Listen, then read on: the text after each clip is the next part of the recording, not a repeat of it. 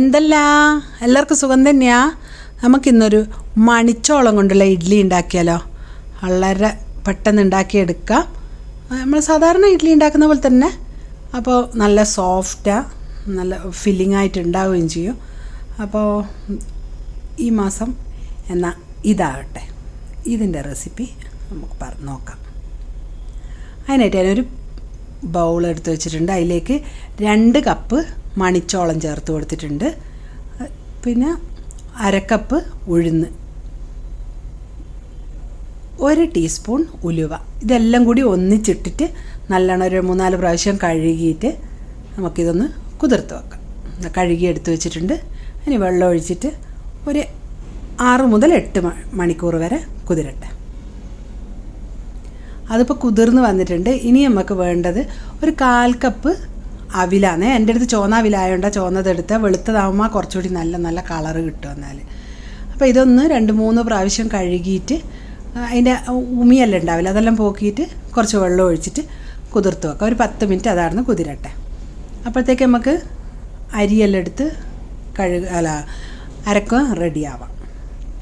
അപ്പോൾ അതാ അരി നല്ലോണം കുതിർന്ന് വന്നിട്ടുണ്ട്. വെള്ളമെല്ലാം കുറഞ്ഞു പോയി, കണ്ട ഞാൻ കുറേ വെള്ളം ഒഴിച്ചിന്.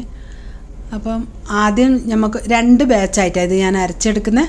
അപ്പോൾ ആദ്യത്തെ ബാച്ച് ഇട്ട് ഇതിലുള്ള വെള്ളം ഒട്ടും കളയാറെ മുഴുവൻ ഒഴിച്ചിട്ട് നല്ലോണം അരച്ചെടുക്കാം. അപ്പോൾ അതാ അരച്ചേർന്ന് നോക്കുമ്പോൾ വെള്ളം കുറഞ്ഞു പോയി. അപ്പോൾ ഇനി ഞാൻ വെള്ളമല്ല ഒഴിക്കുന്നത്, ഐസ് ക്യൂബാണ് ഇട്ട് കൊടുക്കുന്നത്. അപ്പോൾ വേഗത്തിൽ പുളിച്ച് പോകാണ്ടിരിക്കാൻ വേണ്ടിയിട്ടാണ്. അത് വെയിലല്ലേ ഇപ്പോൾ. അപ്പോൾ അതാ ഇതൊന്ന് അരച്ചെടുത്തിട്ട് കാണിച്ചു തരാം. കണ്ടോ, നല്ല ഫൈൻ പേസ്റ്റായി. ഫൈൻ പേസ്റ്റ് എന്ന് പറഞ്ഞാൽ അങ്ങനെ ഇഡ്ലീൻ്റെ ഒരു പാകത്തിനാണ് അരച്ച, കുറച്ച് എന്നാ പറഞ്ഞാൽ അരവ് കുറഞ്ഞിട്ട്. 2ാമത്തെ ബാച്ച് ഇട്ടിട്ടുണ്ട്. ഇതിലേക്ക് നമ്മൾ കുതിർത്ത് വെച്ച അവിലുണ്ടല്ലോ, അതും കൂടി ചേർത്ത് കൊടുക്കാം. ചേർത്ത് കൊടുത്തിട്ട് അതേപോലെ തന്നെ ഒന്നും കൂടി പിന്നെ ഇട്ട് കൊടുക്കുന്നത് ഐസ് ക്യൂബ് തന്നെയാണേ. അപ്പോൾ എന്നാൽ പെട്ടെന്ന് അങ്ങ് പുളിച്ചു പോകില്ല, അതിന് വേണ്ടിയിട്ട് അത് ഇട്ടത്.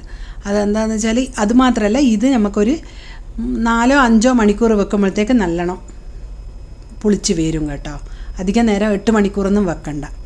അപ്പോൾ അതാ എല്ലാം അരച്ച് വെച്ചിട്ടുണ്ട്. ഞാൻ ഒന്നും ഉപ്പൊന്നും ഇട്ടിട്ടില്ല, കലക്കിയിട്ടില്ല, ഒന്നും ചെയ്തില്ല. അങ്ങനെ മൂടി വെച്ചിട്ട് ഒരു 6-7 മണിക്കൂർ കഴിഞ്ഞിട്ട് നമുക്ക് എടുക്കാം. അതായത് ഇപ്പോൾ 6 മണിക്കൂർ കഴിയുമ്പോഴത്തേക്ക് തന്നെ ഇങ്ങനെ പൊന്തിപ്പോയിട്ടുണ്ട്, കണ്ടോ.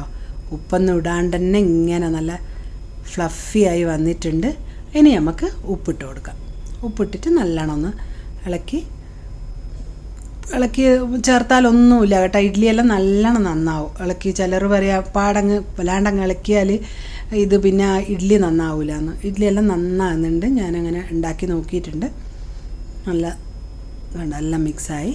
ഇനി നമുക്കൊരു ഇഡ്ഡലി തട്ടിൽ കുറച്ച് ഓയിൽ ഒഴിച്ചിട്ട് ഗ്രീസ് ചെയ്ത് കൊടുത്തിട്ട് അതിലൊഴിച്ച് ചുട്ടെടുക്കാം. ആസ് യൂഷ്വൽ ഇതൊന്ന് ഒഴിച്ച് ചുട്ടെടുക്കുക തന്നെ, വേറെ ഒന്നുമില്ല, കഴിഞ്ഞു. ഇതിന് ഏത് ചട്നി വേണമെങ്കിലും പറ്റും കേട്ടോ. ഇതാ ഇഡ്ഡലി വെന്ത് റെഡി ആയിട്ടുണ്ട്, എടുത്ത് വെച്ചിട്ടുണ്ട്. പിന്നെ ഞാനിപ്പോൾ ഇന്ന് വെച്ചത് കുറച്ച് സാമ്പാറും വെച്ചിട്ടുണ്ട്, കുറച്ച് തക്കാളി ചട്നി എന്ന് പറഞ്ഞുകൂടാ, വെങ്കായം തക്കാളി അങ്ങനെ എല്ലാം ചേർത്തിട്ടുള്ളതാണ്.